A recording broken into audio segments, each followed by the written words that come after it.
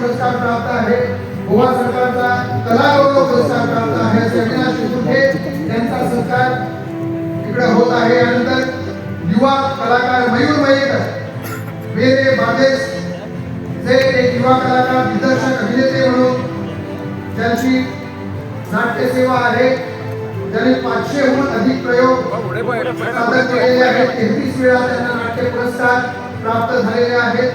कोकणी नाट्य स्पर्धेमध्ये उत्कृष्ट अभिनेता आणि दिग्दर्शक म्हणून पुरस्कार 5 शॉर्ट फिल्म्स ज्यांची सादर झालेली आहेत, त्यापैकी अमोरी या चित्रपटासाठी त्यांना राष्ट्रीय पुरस्काराने सन्मान मिळालेला आहे।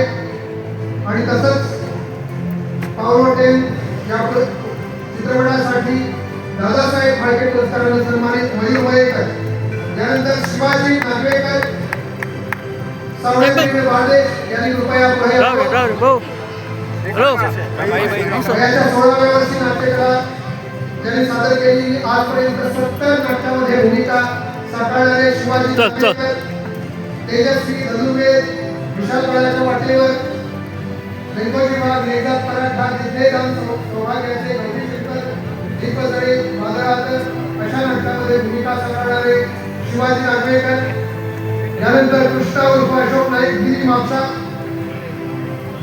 1976 साली स्वराज्य नाटकात प्रमुख भूमिका आणि त्यानंतर 30-35 नाटकामध्ये भूमिका साकारल्या। यानंतरचे सत्कार देशपांडे सुद्धा यांनी करावे। 500हून अधिक 1976 साली स्वराज्य नाटकात भूमिका साकारली, 30-35 नाटकामध्ये त्यांनी भूमिका साकारलेल्या आहेत, अजूनही भूमिका करत आहेत। हल्लीच हे रामामध्ये भूमिका केली। भजन सादर करणारे भजन कलाकार, देवस्थानामध्ये विविध पदावर त्यांनी आपली सेवा दिलेली आहे असे कृष्णा उर्फ अशोक नाईक। यानंतर वैद्य प्रकाश नाईक हरपळकर यांनी पुढे यावं। गिरी वसिओवाडा इकडे वास्तव्य करणारे, लहानपणापासून नाट्यकलेची आवड, नाटकात त्यांनी भूमिका साकारलेल्या आहेत। श्री भूमिका सातेरी रवळनाथ मंदिराच्या उत्सवामध्ये त्यांनी भाग घेतलेला आहे। जवळजवळ 50-60 नाटकांमधून भूमिका साकारलेल्या आहेत। कोकणचा केलेला काल्पनिक नाटक रानपूर, रामचिताई, लक्षवेध, कथारंगी पाषाणाची यासाठी केलेला अट्टाहास आणि अनेक नाटकांमध्ये आणि समाजसेवेमध्ये कार्यरत असे वैद्य प्रकाश लक्ष्मण नाईक, गिरी मापसा। यानंतर श्रीकांत साताडेकर नेरूळ यांनी कृपया मंचावर यावं आणि आपला सत्कार स्वीकारावा।